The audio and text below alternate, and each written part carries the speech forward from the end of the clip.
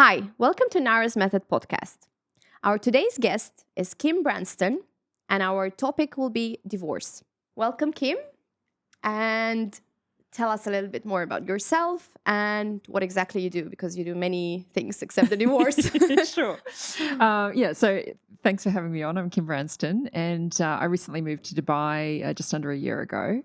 I'm an executive coach, and I specialize in three areas. So the mindset around behavior and around environment. And what that means, particularly in relation today, so environment might be changing your environment. So something like separation and divorce. I'm an accredited divorce, transition and recovery coach, and I've also got lived experience through divorce. Two things. I'm trained in the area, and I can help my clients through my own experience with my parents having divorced and also going through divorce myself. Hey, we have very similar story. My parents have gone through divorce, and I've gone through divorce, so you understand. it's a very exciting topic. Yeah. And I think, there's two sides to divorce. There's the emotional side and there's the business side of divorce. And that's where a divorce coach can really help their clients get organised for their attorney and, look at what professionals they have to hire on the business side.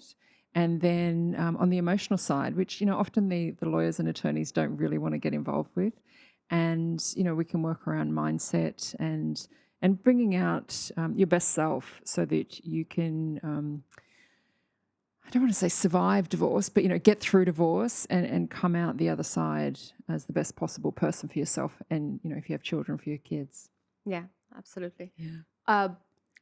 Survive divorce. I think that's the very correct definition for many. Yeah. It's there are some people you congratulate after divorce, and some people are not in the very good state after the divorce. Yeah. I think divorce is a really, it's an interesting thing to go through from the point of view, if you look at it, as a wedding, you go through that with a community and with support and friends and family. And divorce is actually really isolating you. You go through that alone. And that's where, hiring a divorce coach can be really beneficial because you've got someone there who's supporting and guiding you and helping you and keeping you accountable to the things you've got to do. And it is really hard to do all the things for divorce because it's often like a full-time job. Yeah. And, often we've got our job and we've got our life looking after the children, and then we've got this other job of going through divorce. Yeah, and also you lose a lot of friends as well, which is surprising. You lose relatives and like a big part of the family, and then you lose lots of friends as well, and you are like I know that's one thing lonelier than ever. Yeah, and one thing I found really surprising is the people that were there for me during my divorce really took me by surprise. And, some of my friends and family who I thought would be there weren't there. And, that can be something that you need to overcome during your divorce too and be okay with it. So again, that's where a coach can help you. Yeah, absolutely. Yeah, it's not an easy experience. No, but it's an experience. Yeah. And look, I really should say I'm not pro-divorce. I'm absolutely not pro-divorce. And, I think in coaching some clients, I coach people before, when they're just thinking about should I separate, and also during the divorce process and also after the divorce. And I've had clients who, have been thinking about separating and they actually haven't. We've actually been able to do some work on themselves and they've decided that they want to stay in the relationship and improve the relationship, and now they're living a great life. So there's good stories there too, right? It's not just all about divorce. Yeah, absolutely. Yeah, just enjoy.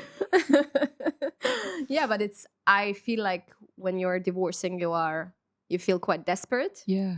And the desperation that you have, you don't really know what to do with your life. That's right. That's the point when the person comes to the point when they decide to divorce, because nobody is getting married to get divorced. That's right. Nobody plans for divorce. Yeah. And even the prenup and all the, all the legalities that they tell us, nobody does it. Because you're there to be with this person forever, but then life happens and, it's just anything can happen. That's and right. You never expect it to be the way it is, but it... And I think sometimes even if you're the person that instigated the divorce, you still grieve the divorce. Even if you're the one that made that decision, you still go through a grieving process, and a lot of people don't realize that. And then, if you're the person who didn't see it coming, you're often blindsided and you're often, a few months or years behind the other person who's been thinking about it for quite some time. So there's all That's it. That's different. even scarier, right? From the from the receiving side, you Yeah. don't expect it at all, and it's just like Yeah. it's happening to you. And you do see that a lot, and I do see that a lot with a lot of women. They're blindsided; they don't see it coming.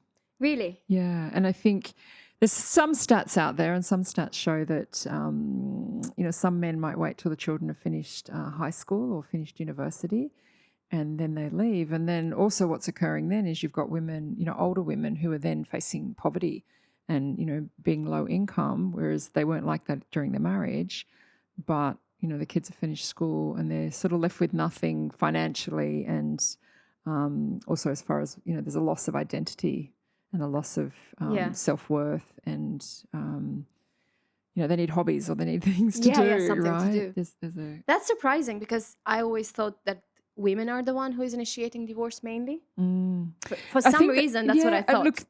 Look, I haven't looked at the figures recently, Yeah. but the figures were slightly higher. It might have been like 52 or 54% of women initiated divorce, versus high 40s for men. So yes, you're right, but it's not that.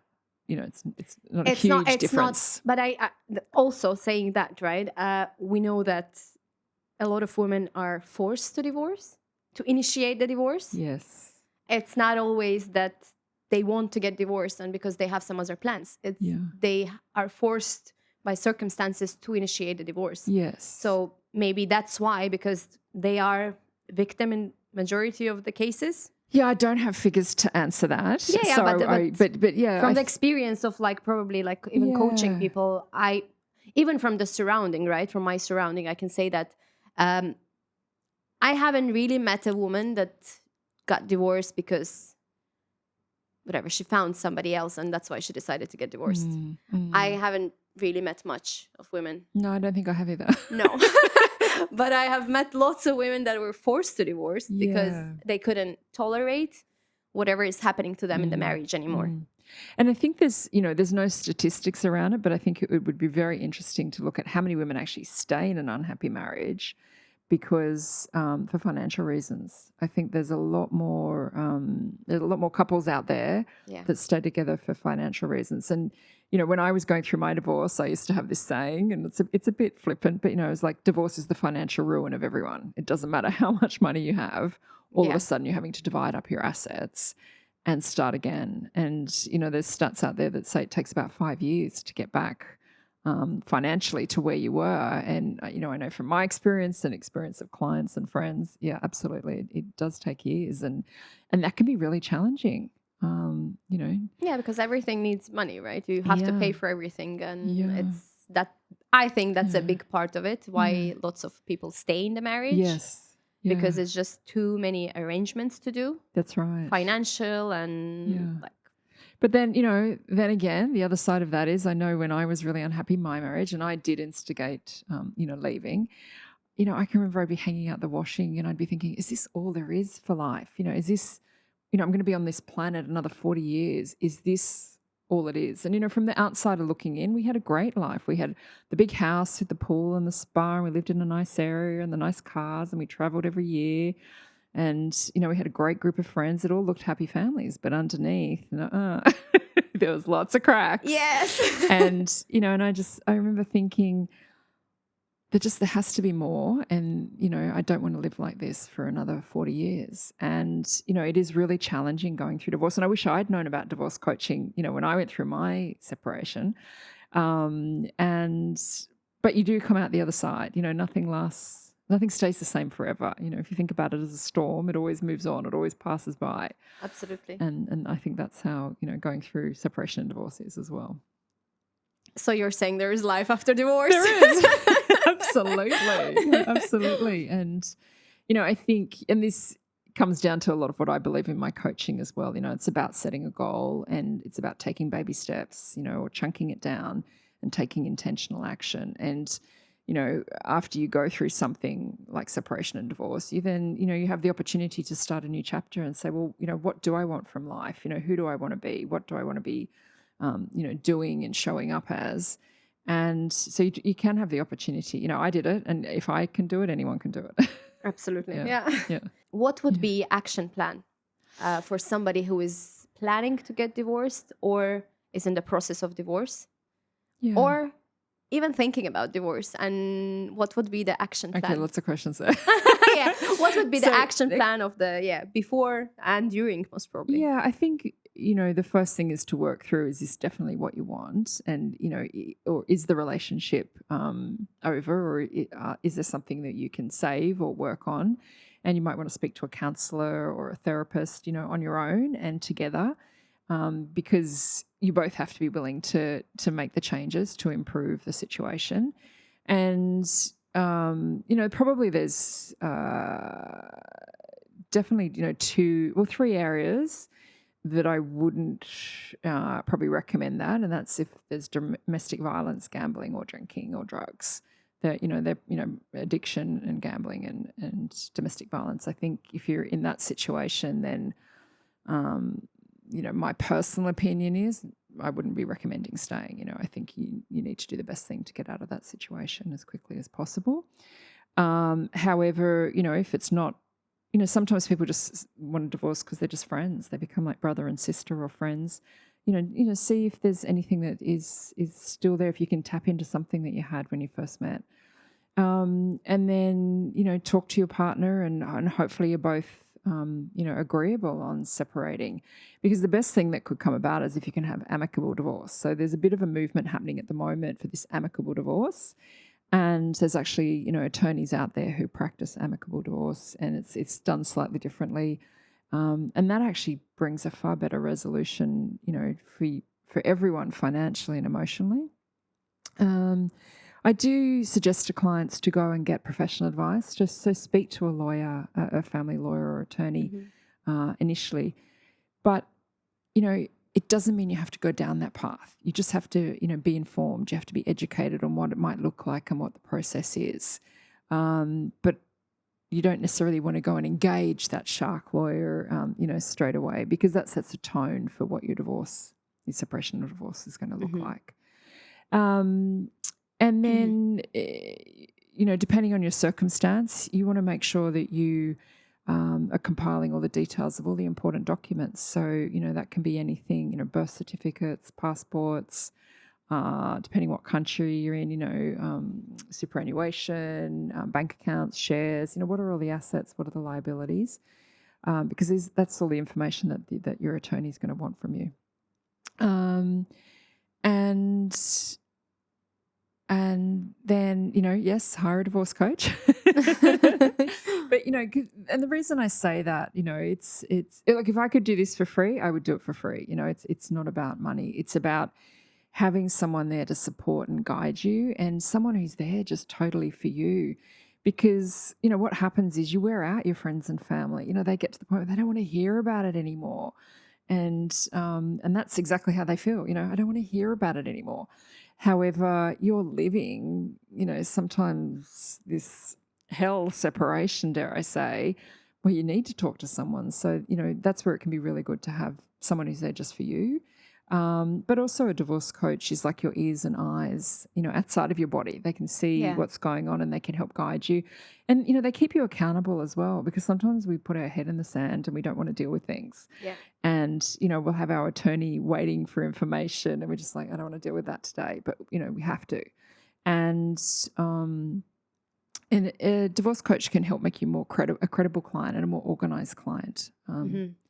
Which, most attorneys and lawyers really like. They don't really want to deal with the emotional side of it as well, absolutely, right? I would imagine, because it's very emotional. Like, it's all about emotions, right? It's somebody you really loved, and then you have to. And unfortunately, when you separate, sometimes you see this other side to the person that you can't even understand how this is happening. You think, this isn't the person I married. This isn't the person I knew. How did we get here? Or you can be that person too, right? Yeah. And, some of the areas that I work on with clients is also looking at who they are at their best self. And let's have you be your best self through this process. And let's also get rid of any negative mindset. So, sometimes we work on the negative mindset and we work on, that reactive mindset. So that, that they are being their best self and they're bringing their best self to the separation and divorce. And sometimes that means taking the high road. And that can be hard too, but in the long run, it works out better. Yeah, because I think For divorce you, takes the yeah. worst out of you, Yeah. out of people. Yeah, Like all of us, right? it's like if you want to know the person, get divorced with Yes. him, and then you're gonna know the real person. Because the Yeah. person you marry is totally different person than the one that you get That's divorced right. with. Yeah. So yeah, I can imagine that working on a positive mindset there would Yeah. really, really help. And it can stretch It's- you, right? It stretches us to be your best self during divorce, but it's more beneficial for you and your children and your relationship with Especially your when the kids ex. are involved. I guess when you Yeah. have kids, it's much nicer to have amicable divorce than to have all those fights and to, just ruin each other. Yes. Yes. Make sure you ruin each other's life, Yeah. It's much better to do it in a nicer way because of for the sake of kids. But that's right. And you're going to have a relationship with Yeah. this person For at the rest least of your for the rest of your life. Yeah. Yeah. That's right. Whether you want it or not, but it's already Exactly. happened. You Yeah. decided to have a kid with this person. That's it. Yeah. You're forever going to be relative of this person. Yeah. And I'm always amazed by families that can get together.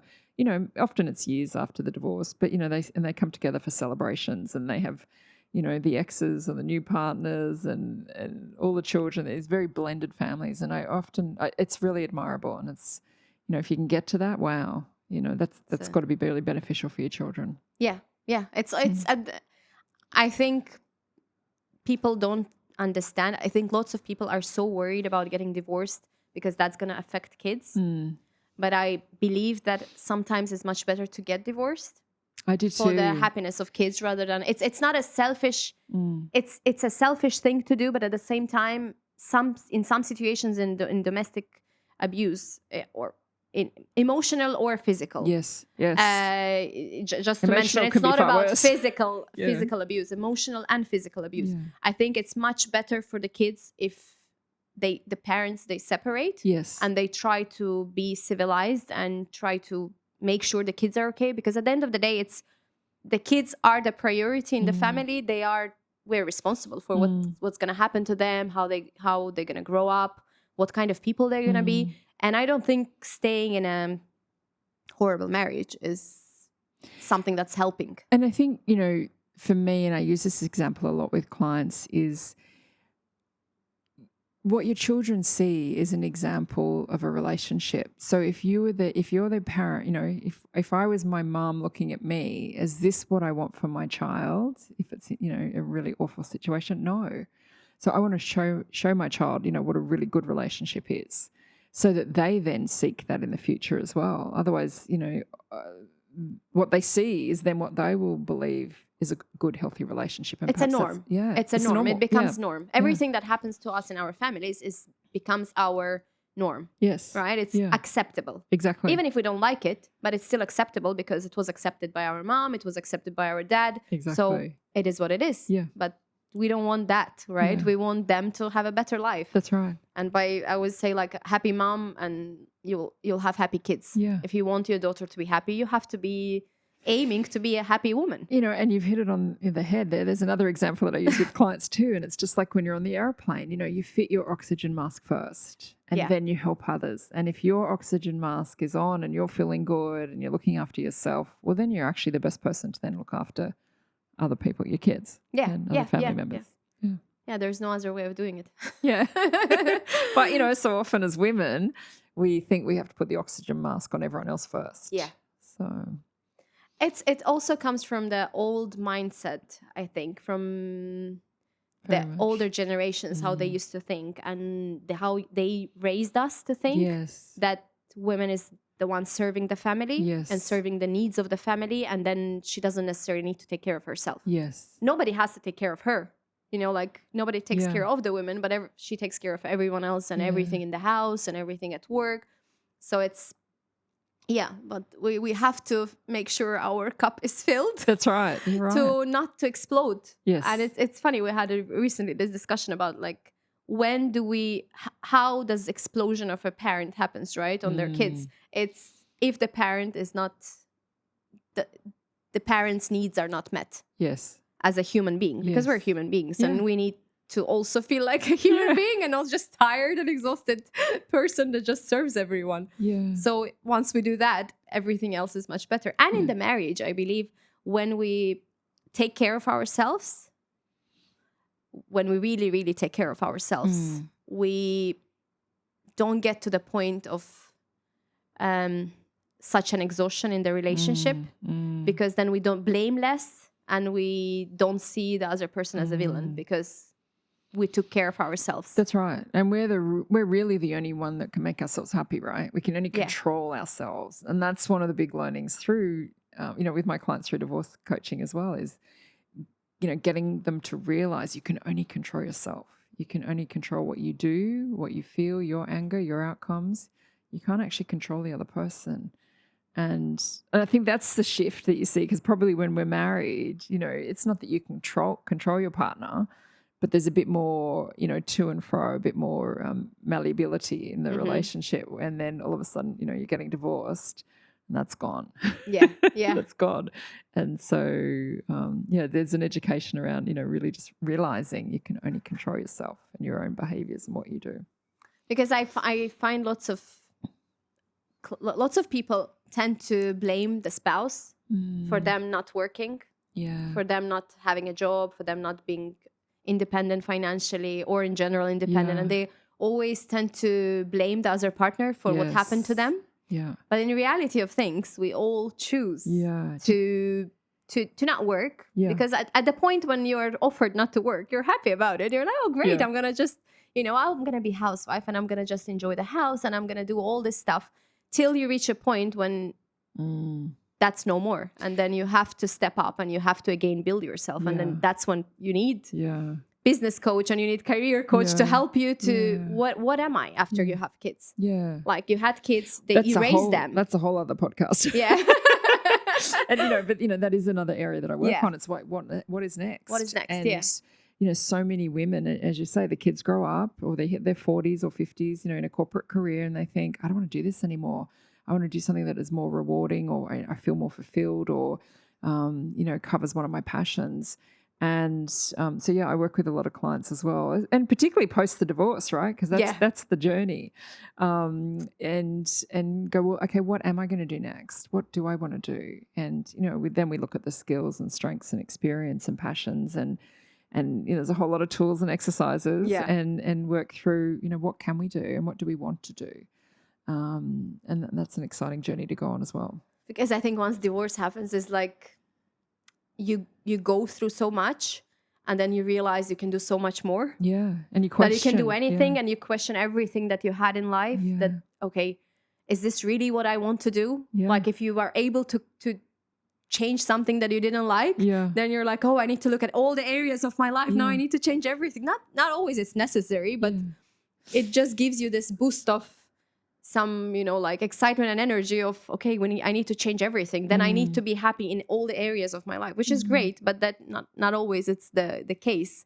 It's just the mindset after the divorce when you're like thinking that you should do more and you can do so much more. Yeah, well, it's an opportunity to start again, right? To start the new chapter. And, I know for me, I'd had a very corporate background and, I'd worked my way up to management and I had a very successful career and earned a lot of money and, had all the designer handbags, still have them. But, and I looked at, do I go back to that? And I thought, no, I actually want to do something that, makes me feel more fulfilled. Yeah. And I, when I look back, it's funny, when I was younger, I can always remember a couple of people saying to me, do what makes you happy and do what you enjoy doing. And I remember thinking, I like helping people and shopping, how can I make a career out of that?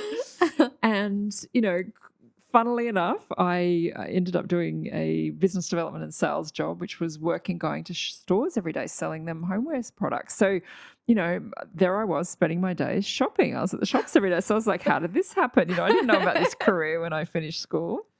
And, because in my day, that we were just told about lawyers and nurses and teachers, doctors, that sort of thing. And then I actually developed an app to help separating and divorcing parents, and it's called Divorce Source App. And it's basically an app where you can input all your information around the custody and parenting, around the financials and around the communication, and basically import it in as it all happens, because the courts in a lot of countries recognize a diary system. Yeah. And what I found when I went through my divorce was it just ended up with papers everywhere. And, especially when it takes years, and you can lose track of things. And so I developed this app, and it just again helps you be a more credible client. You put all the information in, and it comes out in an Excel spreadsheet, and you can upload photos and documents and things like that. But I'm digressing. But the reason that I mention that is, I started out doing that to make life easier, to help people going through divorce. Because I found it really emotional reliving it all and, collating it all. And it was also, again, so much time collating it all. And then that's how I came about and found out about divorce coaching, because I met some divorce coaches and they'd done a course out of the US. And I thought, well, that might make me a bit more credible, because people kept asking me, was I a lawyer? And I was like, no, why do I have to, be a lawyer to create an app? And, it's not about the legalities. It's just about getting more organized and being convenient and helping you. Anyway, so then I did the divorce coaching course thinking that it would give me credibility around the app. And I actually discovered that I love coaching. Which was funny, because when I look back on my corporate career, that's what I loved doing too. I loved helping my staff and team and, develop their skills and go and see them, be in more rewarding careers. So yeah, that's a little insight into how the coaching came about for me. Because I didn't know that divorce coaches exist, right? When you told me I was like, oh my God, that's so exciting. That's really exciting, because I don't know, like, it's something that you wouldn't want to call yourself. At the same time, like, you would think about it as like, oh, I'm helping people to get to ruin their families, right? But at the same time, you're helping people when you are in the situation of divorce. That's the best person. Yeah. Because your friends think you're toxic, right? It was now the fashion nowadays. It's like, oh, you're toxic. She only talks about divorce, and she only talks about, whatever issues she has or he has. So it's like, and nobody wants to interact with you, and nobody wants to really help you. And nobody has time for that, right? Correct. Nobody has time to 24/7 to babysit you while you're going through divorce. And it also brings up relationship. It also is confronting for their relationship too, if there's any issues, right? Yes. Because when you have issues and somebody tells you about their issues and the reason why they want to leave, it makes you also reflect back on your relations and think about, oh, why is she not, it just brings you're resenting the person, because you're thinking of, why does she not want to tolerate it? I tolerate this and I tolerated that. And, like, when we tell our parents, let's say, right, the divorce situation, the reasons why we divorce nowadays, it's very different. And they are like, oh, but he doesn't, he doesn't beat you and he doesn't drink. That's my grandma's favorite phrase. Like, he doesn't beat you and he doesn't, he doesn't drink. Why would you divorce? What is the reason for the divorce? So for them, that's what they understand, because that was a still tolerable thing for them. While nowadays, I think women and men, they tolerate less and less abuse, which is amazing. I think it's amazing. It's just we not always recognize emotional abuse and how emotional abuse goes to becomes physical abuse, because it's always somehow connected. So how would you recognize emotional abuse in the family? Wow, that's a really big question. So one, I'm not a professional, so I think that's a question for a psychologist or a therapist. But, at the end of the day, it's something that you don't find as acceptable behavior. Yeah. And, I always remember looking up some information around alcoholism and, how do you know if someone's an alcoholic? And it was the same thing. It was if it's not acceptable to you, then, there's a problem there. And, for me, that's how I would look at emotional abuse. Is this acceptable for me on how I'm being treated? Okay. That's a very good way of putting it, I guess, because even with alcoholism, everyone has a different opinion about it. Yeah, an opinion. For somebody, whoever has one glass of wine is already alcoholic. And for somebody, it's the scale is very different. And in emotional, and I think that's a bit tricky, right? And in emotion, that's very tricky. Yeah. Some people do accept stuff, but that doesn't mean that it makes it okay. Yeah. Right? And that's when you see lots of posts in the groups as well, writing about how their husband is abusing them Mm. or their wife is abusing them, but they are not able to recognize it and they don't know how to leave. And the question that they're asking is totally unrelated to them like leaving the relationship. They're asking how to fix the relationship, and then this is not like I don't know, how do you deal with a situation like this? Well, I think, and if I look at my own experience and if I look at the experience of friends and family and also clients, I think often people around you see that you should be making a change and you don't see it until you're ready to see it. So, we touched briefly before how I've had clients that come to me, thinking that they want to separate and then they don't. And some of those, yes, have been able to rectify their relationship, but others just aren't ready to make that change. And, I've got clients now and I've had clients previously where, they're just not there yet. They're not there. I can see it's going to happen. And, it's a bit like with the career coaching too. When we do certain exercises and we look at what they're passionate about, I can often see what they really want to be doing, but they have to work that out.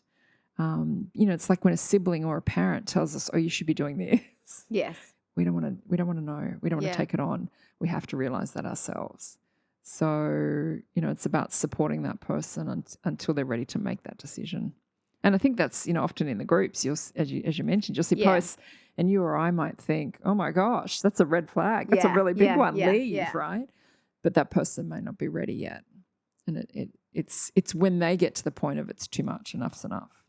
How do you mentally prepare for divorce? Oh, gosh. My short answer is I don't know if you can really, but I think mentally, when you go through anything, I think it's that oxygen mask. You need to look after yourself. You need to, be fine. For me, as when I went through it, it was like finding the joy in anything I could in the day.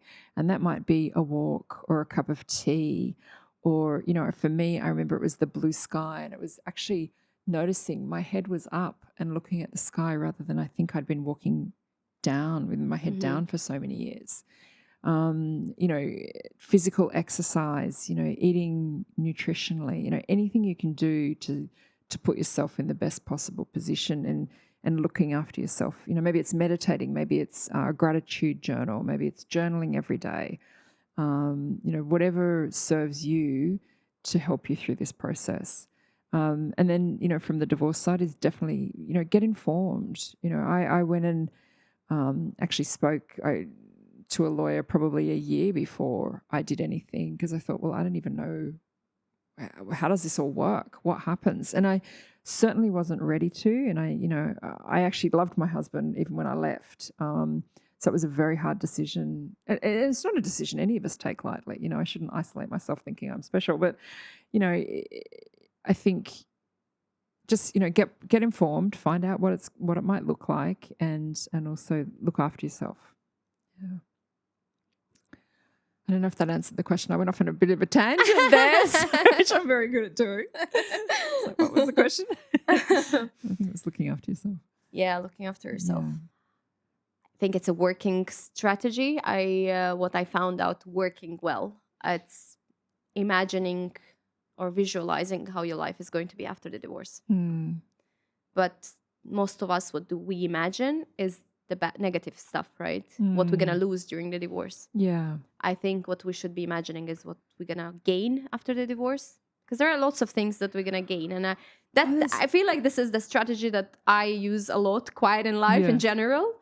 I always look at any bad situation. I always look at what am I going to gain out of it. Yeah, great. Like I look at it like, oh, okay.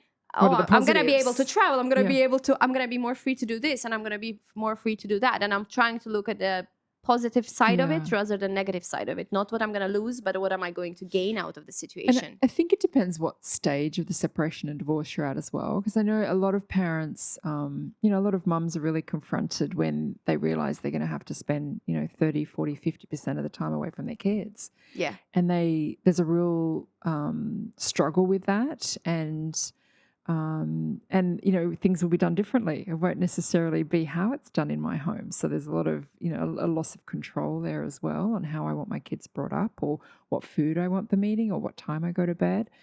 And, one thing I found, I went through that as well. I was really confronted. What happens if he gets a partner? And then, You Yeah. know, she's got another mother figure in her life, and you know, it did happen. But you know, one thing you learn as you go through each stage, and all of a sudden you have this extra time, and that was one of the things that ends up being a positive that you mentioned, a gift. And yes, it's hard being away from your kids, but then you also have this opportunity to do things for yourself. And you know, for me, it was you know, catching up with friends I hadn't seen with, you know, for a long time, and studying and exercise. Not that you think that now, but at the time I was a lot fitter and lighter. But yeah, so you know, all of a sudden, as you say, something can open up that you didn't know was available to you. That's a positive. Yeah. Yeah. Yeah. That's And wouldn't we all give, you know, as much as we love our kids, regardless of your Absolutely. circumstance, right? We'd all love that extra time just to do things for Absolutely. And you ourselves, know, they're right? safe with another parent. Yeah, Like yeah. you are not leaving them in the streets. They're actually Exactly. like, in most of the cases, if the other parent has custody, in most of the cases they're safe with another parent, and they are Exactly. like still in good hands, and Yeah. the other partner gets to step up as well, Yeah. which I found very like Yeah. it's something that happens not in most of the cases, but it Yeah. happens. The other parent actually steps up and becoming much better parent than they were before, Mm. because they always rely on there's always like I don't know, like default parent in the house, and the parent, the other Yeah. parent. So the Yeah. default parent is the one taking care of everything, and the other parent just so relying Yeah. on And the partner who is default partner. yeah, and look, we've spoken a lot about women here, and I guess that's because we're both women. Yeah. You know, but you know, one of the areas where men really suffer is, you know, there's a loss of identity, because they go from being dad 24/7 to, you know, often not having custody of the kids. You know, very often, you know, yes, sometimes it's 50-50, which is great, but you know, more often than not, women take on the lion's share, and so there's a real grieving and loss for the men, you know, because they have this loss of identity. And I think, you know, that's a whole other area where there can be a lot of work that can be done to help men. And I know a lot of divorce coaches that, you know, specifically coach men and help them through things like that. Do you work with men? Yeah, I work with men and women. And look, I actually have a team of divorce coaches. So I've got other divorce coaches that work under my organisation. I don't discriminate against anyone, but you know, I probably find my niche is professional women. Yeah. You know, because I understand, you know, what they're going through when they have management responsibilities, and you know, all those other layers of complexity that are there and demands that are on them. But you know, I don't discriminate against coaching anyone. But you know, one thing I will say, I think it's really important to find the right fit. So, you know, as a client, you have to share openly and transparently and honestly, and, you know, you're really opening yourself up. So it's very important to find the right coach for you. And, you know, from the coach's perspective, it needs to be a good fit, because you need to be able to coach at your best. And, you know, we're all different. And if you think about it, you know, with relationships, with friends, you know, in a work environment, again, it's really important to find the right fit. So the same thing goes with coaching. Yeah, it's a you know, like it's a relation, right? That you're building with the person, and you're helping them. But if you don't know where they're coming from, it's very hard to help. Yeah, and if it's not a good fit, if you don't feel really comfortable with that person, then you know, you're not going to get the most out of it as a client, and it's going to be harder for the coach. Because sometimes your values don't align with the person as well. It's not just so straightforward with the coaching. I think sometimes your values don't align with what the other person is trying to achieve. Yeah. And that's when you... And, you know, sometimes people don't know what their values are when they come to me. And, you know, that's one of the exercises that we can do, is we look at what are your values. And that can be a really enlightening experience for clients when they get really clear on that and think, you know, wow, actually I can see perhaps why my relationship didn't work out, because, you know, one person's values are over here and the other one's on the other side, you know. So things like that can be really interesting to do. It's surprising most of the people actually don't know their values, which is we kind of know from maybe like, you know, the cultural point of view and then religious point of view, but we don't really know our values till we work on something like this, on an exercise, when we realize that, okay, oh wow, I didn't know that's the most important thing for me. That's right. So what I do is I look at, you know, we look at, you know, the top 15, and then we break it down to 10 and then go down to 5. And then we look at, well, okay, well, these are my values. Well, actually, how does that affect me on a daily basis? And then what actions do I take from that? So it's getting really clear on how it affects how you live and what you do in life. We do that in coaching as well, like an NLP coaching. So and we Yeah. do like 3 values, and like I usually narrow it down to 3 values, Yes. and then when the person is unhappy, you usually see that this is what they're missing in their life. That's what they are not doing at all. Correct. But that's the most important thing for them. But they don't even know about it. So it's like when you don't know, you don't know. And it's, that's right. So how can you make yourself happy? How could you make yourself happy? You're just like looking for other external like people, external like like whatever subjects experiences to make you happy, while you don't even know what makes you happy, which is incredible, right? So how could we not know? But we don't know. Probably we do know when we're kids. We just grow out of it, and then we forget what makes us happy. Yeah, and it's just not something we think about, right, on a daily basis, but we should. No, Maybe we not think daily, about but what we regularly. have to do rather than what we really want to do. Yeah. And if we really based our life, believe that if we based our life around what we want to do, we would be so much happier, and we would choose the correct partners, we would choose the best job for us, because we would actually know what we want to do, rather than all the needs that society, parents just condition us to do. Like, oh, you have to become this, you have to become oh, you're smart, so you have to, be a doctor, have to be something very great. But what if I don't want to be that great? I want to do something not great, maybe like according to somebody else, but I want to do what I want to do because I'm enjoying it. That's right. Just want to be a happy person, but it's seems like a very unachievable thing in our like nowadays. But saying that, I feel like the kids that are growing up right now, they are much more informed. But I'm not aware. so aware of everything. We were not there at all. No. They much more know what they want to do while they're babies. While I think even now we're questioning ourselves. Yeah. Is it really what I want to do? Is it like, does it really make me happy? Yeah. And it always just amazes me, kids nowadays, what they're exposed to, what their experiences are, and then what they see and what they can see for us as parents too, right? Yeah. It can be mind-blowing. Yeah, we shouldn't consult our kids when we're divorcing. No. But that's a no-go. Yeah. But at the same time, most of the time when you come and announce to your kids that you want to divorce, they know about it much more than you do. Yeah, I totally agree with you. And and I have clients who will speak to particular psychologists or therapists, that specialize in the children, and we'll get advice on how to tell the kids. And it's very important to tell the kids in an age appropriate way, but also not to give them too much information, and not to defame isn't the right word, but not to say terrible things about your husband or wife either. You want to protect the kids as much as you can. But one of the things that I share with clients is the kids probably know. They might not be old enough to interpret what that means, but they know they're living in that unhappy household with you. If you're feeling that, they're feeling it too. So it's really important when you share with them, and ideally on the same page, and ideally perhaps you've spoken to a professional on how best to speak to the kids, is then to let them ask as many questions as they want. And kids are pretty cool, even the little ones, they'll ask questions, and if you just keep letting them talk and ask the questions, and then they'll be like, what's for dinner, or can I go play with a Lego, and they're done. That's it.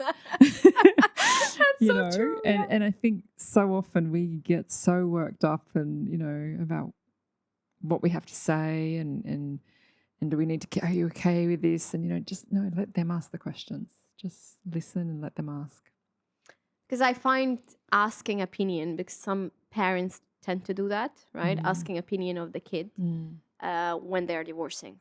I find it disturbing because I feel like we put responsibility on them rather than pressure, on us. Right? Yeah. It's such a big pressure to put it on kid to decide whether his parents should not be together. It just like, no, they cannot decide on that. Or do I want to stay with mom or dad, Yeah. or, the time with each parent. What It's just not conversations for kids. The parents no. need to decide and be Yeah, on the because same when page. you get married, you're not asking kids, right? Are we supposed to get married? Yeah. Should I get married? What should I do now? Should I have Yeah. kids? Yeah. You decided as an adult to go through this, and I think divorce is one part of adulthood when you have to decide. You are the one deciding whether you want to, because before anything else, it's your partner. Mm.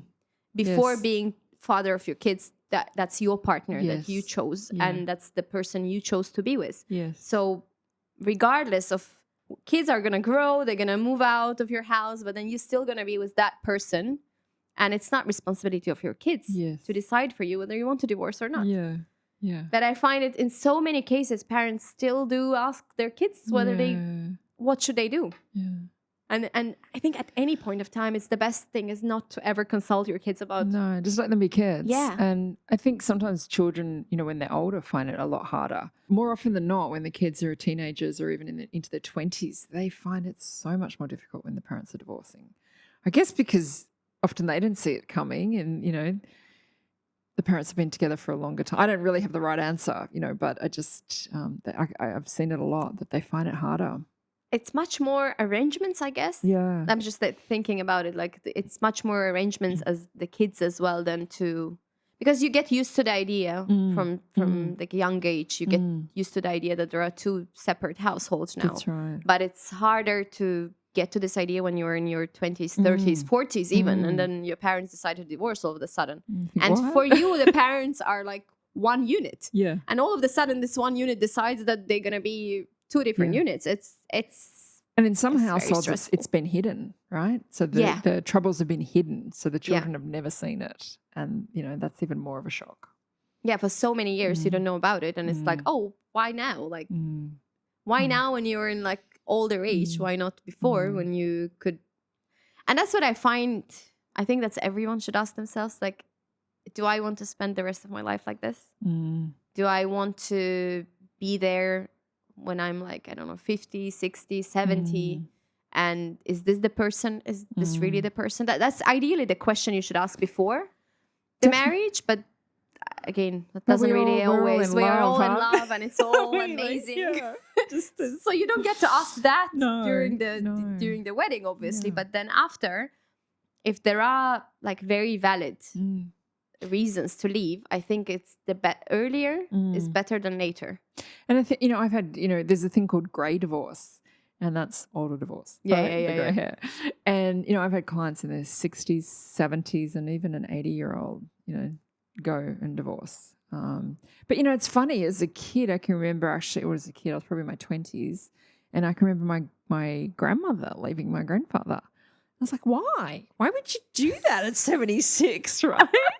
And I don't know the answer, but I guess she just had enough. She was like, I don't want to live like this anymore. Whatever that living was like from the outside looking in, it all looked fine, and yeah, so there is all sorts of divorce and all different age groups, all different timings. Yeah, because I always wonder, like you lived all your, you lived all your life, and then you decide that it's enough is enough when you're like 70, 80. Yeah, I mean and probably they don't even have valid reason, right? The reason, or like the reason is not what we are talking about, right? Emotional abuse, or like they don't know anymore why they're leaving. They're just done.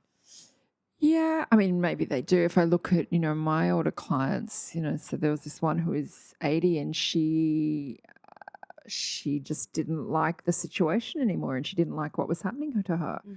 And I look at her now, and she's so happy. She's like a different person, even her face looks different. She's gone from being quite, tight and constricted face to now it's a calm and peaceful face. So, yeah, I guess everyone has their reasons. Yeah. You don't always find out what they are. It's, divorce is not, all the happy stories are the same, right? And the sad stories are totally different. Yeah. Everyone has their own reasons why they want to leave and why they cannot tolerate it anymore. Yeah, and and on that, I think everyone's divorce is unique. Everyone's is different. There's similar and there's similarities, but it is different for everyone. A different experience and different degrees. What issues and hiccups do you think people face before and during the divorce? The hardest thing is finances, and in particular, a lot of women find themselves in a situation where they don't have any money. So how do they even contemplate divorce? How do they pay for the divorce? That's definitely, it's an issue for everyone, but, I see that a lot with women. There's, obviously the worry about other parent figures coming into the life of the kids. I think divorce can go on for far longer than what you anticipate. I've had a few clients who come to me and they're like, right, I want my divorce sorted really quickly. And, in certain circumstances, if their partner is agreeable and if I think they're coming with a side of generosity, I won't say total generosity, but, part of generosity, they are able to get it finalised quickly for whatever their reasons are.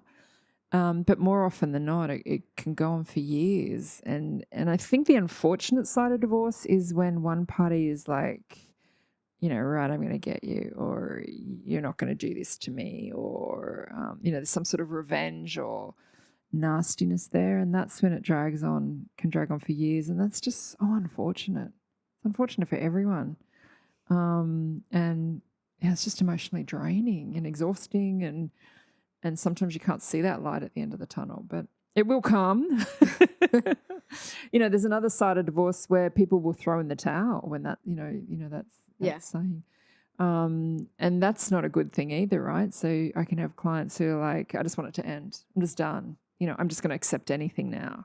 Yeah. But that's not a good position to be in either, because you will 9 out of 10 regret it down the track. Absolutely.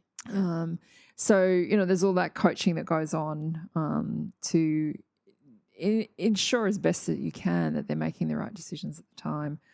But having said that, I'm always a big believer of, saying we can only make the right decision at the time, that was best for that time. Yeah.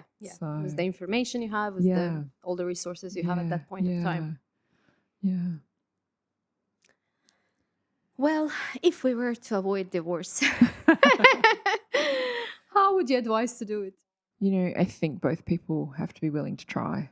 Both, people in the relationship have to want to try to improve the relationship, to compromise, to make a difference and change. And I think, often what I see too is after we've had kids, we forget to be a couple. We forget to go on date night. We are too tired. We don't want to make the effort. And I think little things like that can make a big difference. Sure, they can make a big difference in finding out I don't want to spend more time with that person too. But, if both of you can make the effort, then that makes a difference. Because one person can't just save a marriage. Okay, right. Because that's what I was going to ask. If sometimes another person doesn't know there is an issue, right? It's just one person recognizes the issue and one person is trying to save the marriage while the other party doesn't even know that there is an issue because they are the issue, but they don't recognize, so that they obviously don't have an issue with that. Well, I think that comes down to communication, right? And I think in relationships, that's all really we've got, communication. So, if there's issues in communication, you need to be working on that and fixing that and talking to your partner and seeing, what can change and what can be fixed. And I know it's hard, I know it can be anything from, and I don't know how deep you want to get here, but, it can be that one person might have a higher sexual drive than the other. And so one person's not getting fulfilled there, or one might, be wanting to go on more dates or travel without the kids, and one might not want to. There's a whole range of reasons, that loss of romance. But again, you just, somehow you've got to find a way to come back together and either meet in the middle or meet somewhere, with wanting to, keep the relationship alive and keep it going, and both be on that same path, both be at that same level. It's very complex, really. My answer would be, if you think, you go. But if you think about it, then there is an issue. You need to address the issue. It's not about just avoiding the divorce and tolerating. That does not mean you need to avoid it and tolerate all those things that you don't want to tolerate. Yeah. It just means you either need to address it, or if the person is just not responding, I guess there is only one way.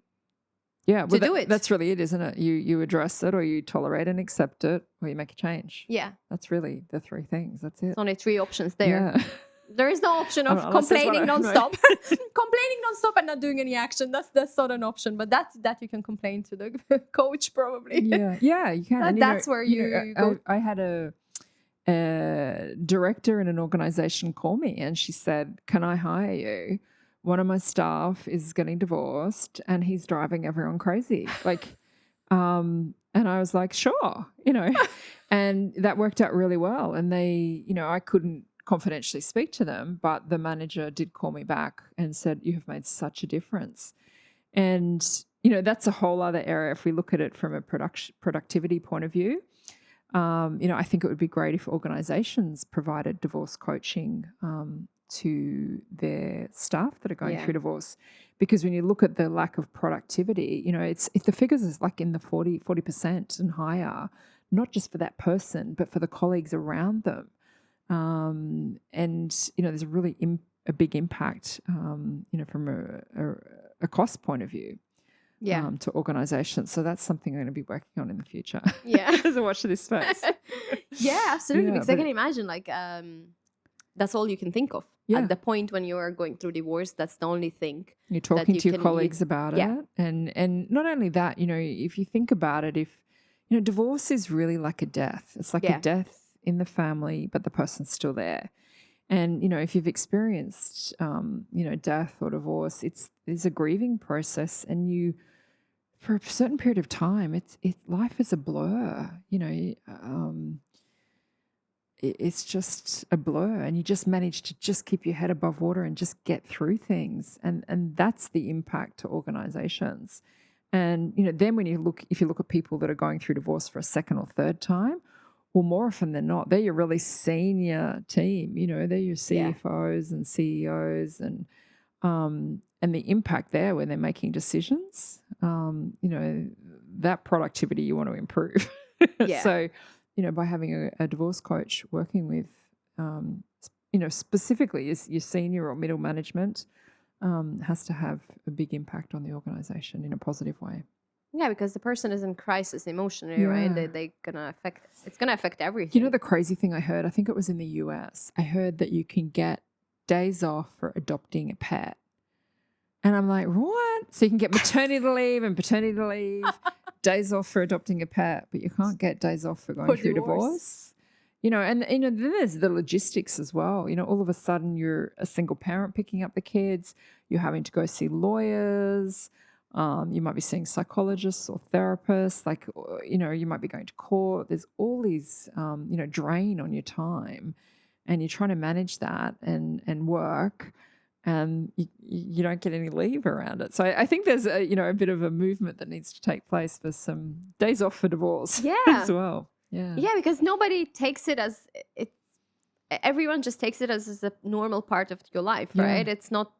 They don't look at it as something very stressful and life changing for you. Oh my gosh. They give you but days isn't off it? for a Yeah. wedding, definitely, Yeah. right? Yeah. Yeah. That's the end of the wedding. Now we need time off. Yeah. Absolutely, yeah. That would be a thing. Yeah. Anyway, I think that'll be a long time coming, but hopefully sooner rather than later.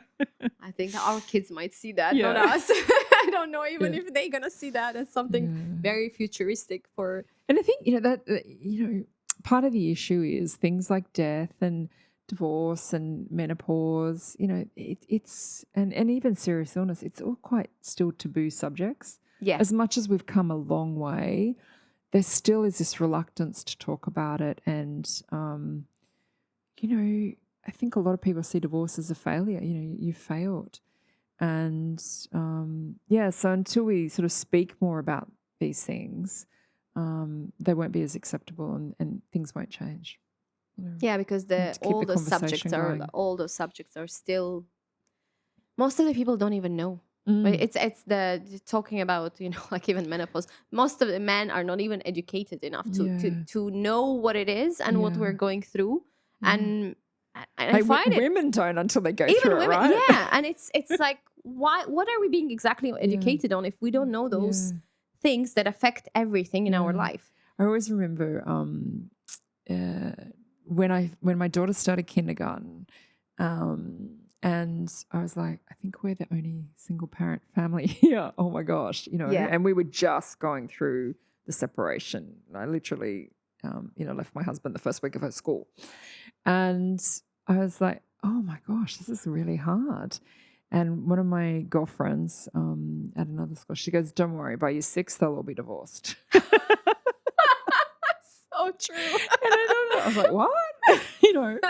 And so I watched, and, everyone wasn't divorced, but, there definitely were a higher percentage as the kids got older. Yeah. And I think, and, this is another reason why I got into the coaching, because I was like the go-to person. Like everyone knew, well, go speak to Kim. Kim's been through it. Go speak to Kim. So everyone in our community would come and speak to Kim, or I'll send my friend or my work colleague to speak to her. There were a few mums and dads, and then when they were going through it, they were like, oh my gosh, I had no idea. I had no idea how hard it was, how difficult this must have been for you. And, you kept a smile on your face and your head held high. And, it's like that saying, until you walk in someone's shoes, you have no idea what that experience is like. It's funny that you're saying that, because I've I have quite a few people that are coming to me to ask about like how what is the process, how to go through divorce, what are the legalities of it, what to do. And then when they are in the process of going through divorce and they're divorcing, they're always like, oh, but yours was easy, like, oh, yours must be easy, you were fine, like you're fine. Oh, no, I just get a smile on my face and a positive attitude as much as I could. It's not easy. It's just like you act as if you fake it till you make it. And it's one of the like cases when everyone thinks it's easy till they go through it. It's like childbirth. Like everyone thinks that, oh, it's so nice and so cute till they go through it and they are in this situation. That's only when they understand. And sometimes they just think that you have it easy. No, and I think we've got choices to make, right? And I always try and laugh as much as I can, even if life is horrible. And, that doesn't mean I don't take it seriously. It just means I'm trying to lighten my load. And if I look back, gosh, there were days where I was curled up on my bed, crying my eyes out, thinking, oh my gosh, what have I done? Is this the right decision? And it was the right decision. And it wasn't easy, but I was always determined that I would have a smile on my face and I would be there as much as I could for my child and not impose all that on my friends. I'm sure there's some friends definitely. I remember though, they didn't want to go out again. And I'm sure that's because there's sure some friends were lost in the process. Yeah, she does. She's not going to shut up about it again. We've heard it over and over. I sure remember that too. Yeah, I can remember. I might have lost some friends in the process, but hey, but it's a process. Yeah, and it comes back to you have to do whatever you can to get through that day and find some light in the day. Find some joy, find some balance, and do something to look after yourself. Yeah.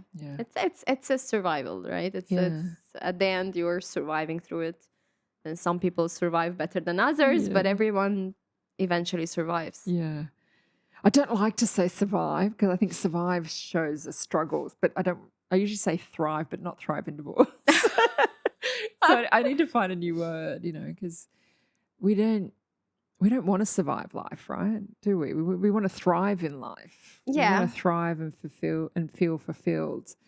So I need to find a new word. We've gone through divorce, like you've gone through it, but it is absolute survival. Like when you, but I like the you get married and then you go through divorce. You just go through it, which is quite a good way of putting it. Like you go, it's a issue that you're going through. And once you're out, you're out. You're out there. There's life there that's beautiful and waiting for you. It's not easy. I don't think it's easy. I don't think it's fair to tell anyone that it's easy. Agreed. And they should go for it. Yeah. But there are cases when they absolutely should go for it. Definitely. And I think I agree. It's not easy. And I think there's challenges there that you won't even see coming, or you won't know until you experience them, and no one can really prepare you. As you say, it's like having a child. No one can prepare you for what being a parent is. No matter how much they share. And life is like that, and divorce is like that. No one can prepare you for it. They can share what their experiences are. As long as you're taking intentional action, to improve your life, then life will be better after divorce. You've got the choice to stay the same or to make a difference in your own life. Yeah, and I think about it as I guess there is like this state when you think about it and I like to think about most of the areas in my life like this. What is the situation I'm in is absolutely worst situation in my life. If it is, then everything that's going to be after is going to be better than what I'm experiencing right now. Yeah. So why not take a risk Yeah. to make my life possibly much better rather than staying in my comfort zone and suffering? Yeah. Just need to get out of it and try something else, because you have very big chance of being actually happy. Yeah. While you're in this situation, you're going to be unhappy. Yeah. You're already unhappy. Yeah. So what is going to change? Yeah. And I think, I have a lot of clients who are very worried about, will they find a relationship again? Will they find a partner again? Especially the women. you Yeah. know. And, especially depending what their religion is or where they're located. And, I think like anything, if you really want it, you can find it and you can create it. Maybe some people might think that's a naive thinking, but that's what I believe. And, for me, I never envisaged being in another relationship. I just thought it would be my daughter and I was okay with that. I was actually really okay with that. And yeah, there were times where it was really lonely. I found the evenings really lonely and the weekends really lonely. But, you just learn to create different experiences. But then I met someone and I'm remarried and I'm really happy, and never in my wildest dreams could I have imagined that this might occur and be. And here I am, again, living proof. So, but, you just I think you have to. Is it that you have to prepare yourself for the worst? And or if the being single is the worst thing that can happen to you, like if that's that's the question that people are asking. It's very important to some people, I think. Yeah. More so than others. And for me, I made the decision, or I was comfortable with it. I thought, well, I was single for most of my life. I married quite late. Mhm. I'm okay with that. And, but, some people aren't. But then perhaps they need to go on their own journey around themselves and making themselves happy and fulfilled. And then from there, they'll find someone. Getting to know themselves first. Yeah. That's again back to the subject of people don't know themselves enough. Yeah, and it's interesting. I saw Michelle Obama interviewed by Oprah recently, and I'd recommend going and watching. I couldn't even tell you where it is in the video, but I think Oprah asked something along the lines of, did Barack Obama make Michelle Obama happy or something like that? And she said, or it was talking about change. Anyway, and what Michelle said was amazing, and it was along the lines of, he was supportive, but only I could create my own happiness. And I was the one that changed. And I was the one that, had to make these decisions or do differently. And I thought, that's it. That's it in a nutshell, is we can only control our own happiness and we can only change ourselves. And it's not up to someone else to create our happiness and fulfillment. It's up to ourselves. No, yeah. And that's something that we really need to keep in mind, because we put so much pressure on the partner to make us happy. I'm guilty. I'm guilty. I'm doing it. Saying that, I'm doing it myself too. Yeah. I know, Right? absolutely. You're like, you're not trying enough, but I don't think that's the correct way. Yeah. It's the same, like they put so much pressure on us to make them happy, and it's really not that. No. Because if you were happy being single, then most probably you're going to be happy being in a relationship too. Yeah. Because nothing have changed much for you. It's like if you're unhappy, you're unhappy. Yeah, exactly. Like just if you're unhappy, getting married with somebody else is not going to make you happy. No. You're going to be a married single, miserable single person just becoming married, a miserable person. Yeah. That's not going to change.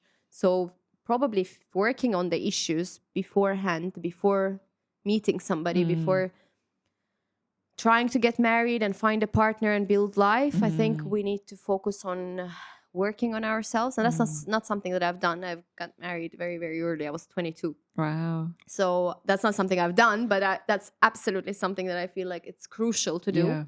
Because if you don't do it before, you will have to do it during. Yes. And that's much harder because it's not just you. Yeah. It's somebody else involved in it. And Yes. it makes it so much more difficult because you have to adapt and the other person have to adapt to the changes that you're going through. Yeah. And you'll go through changes anyway, like particularly Yeah. if you marry young.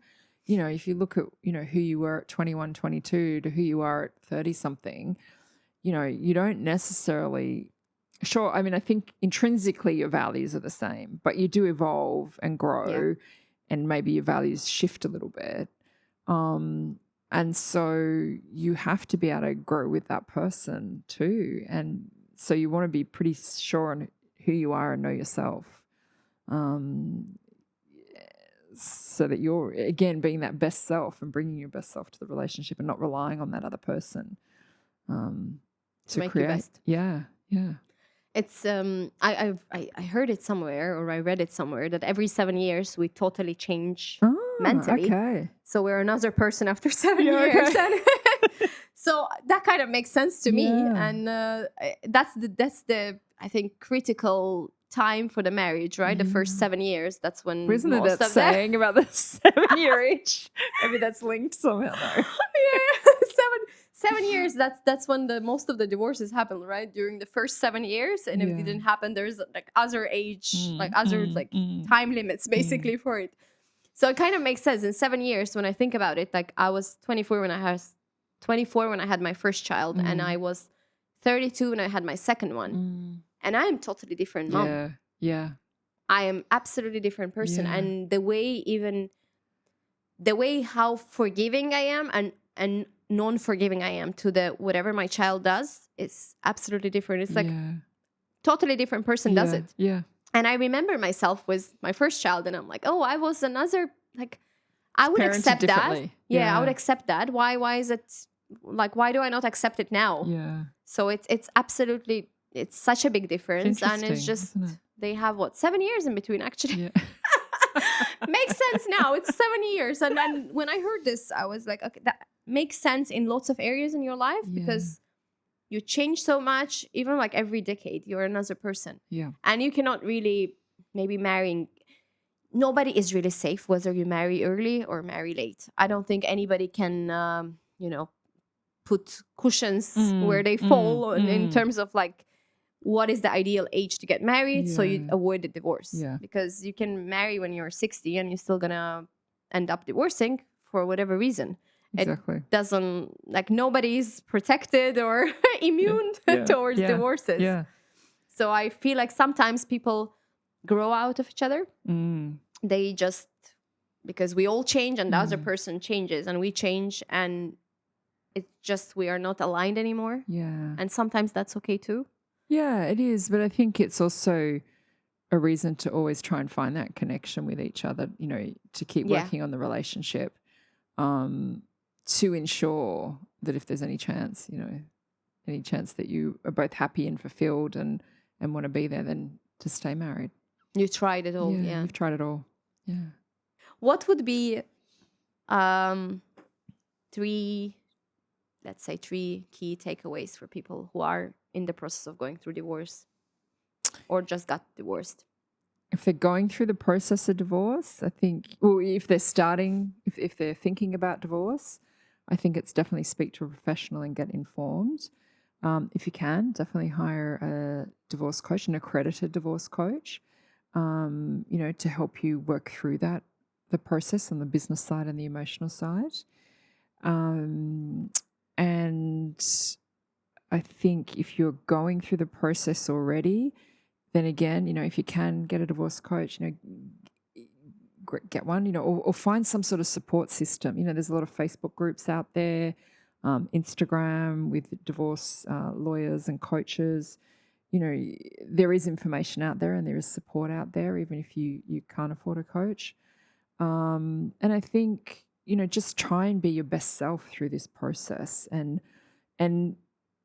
so you can look back and think, well, I can hold my head high on how I behaved and who I was through this process. And, I'm proud of myself and my kids can be proud of me. And if you're post-divorce, I think, again, it's, just keep trying to be that that best self. And try and if possible, have it be as amicably as possible for your kids. And again, throughout all of it, look after yourself. You have to look after yourself. Nutrition, physical, mind. Whether it's journaling or meditation, that walking, a cup of tea. Whatever it is, where you can find balance and looking after yourself to get through this.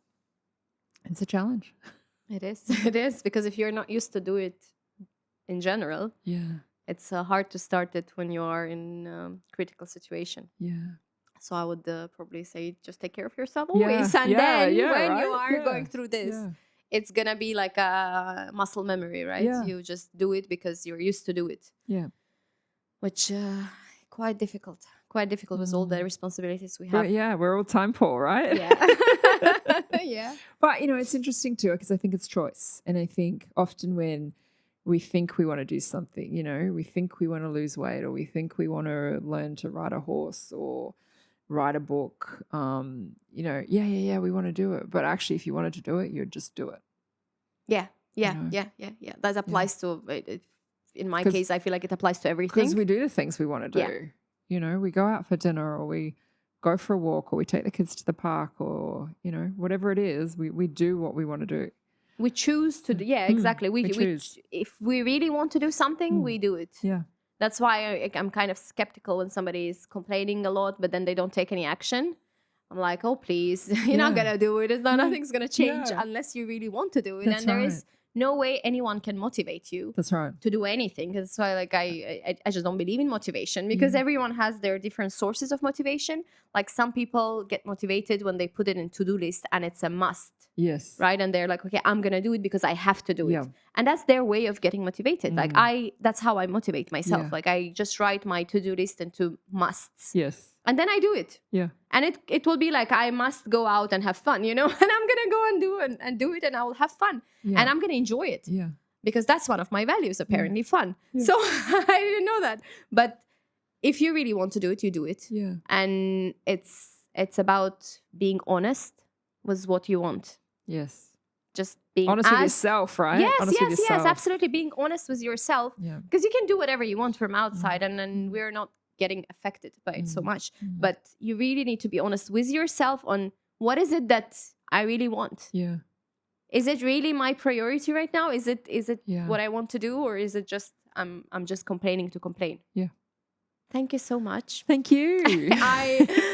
It's a very exciting topic for me. It's mind-blowing that there are divorce coaches now. I am quite excited about it, and I'm quite excited to share this information with as many people as I can, because I find it very critical that people actually need that. As much as you need a legal advisor, you need somebody to support you. You do. Yeah. You really need to have somebody. It makes the world a difference.